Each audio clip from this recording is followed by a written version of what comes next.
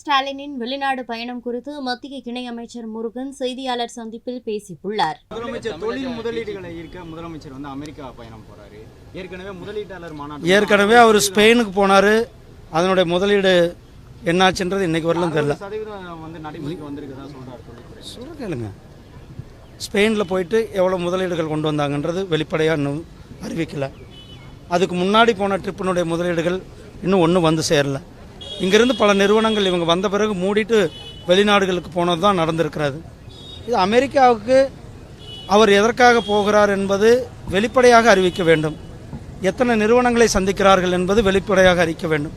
எத்தனை நிறுவனங்களுடைய முதலீடுகளை இங்கே கொண்டு வரார்கள் என்று வெளிப்படையாக அறிவித்து அதனுடைய எக்ஸிஸ்டிங், அதாவது அவங்க வந்த பிறகு அவர்களுடைய செயல்பாடெல்லாம் ஒரு வெளிப்படையாக அறிவிக்கும் பொழுது தான் அதனுடைய செயல்பாடு அல்லது அதனுடைய பயன் நமக்கு தெரிய வரும்.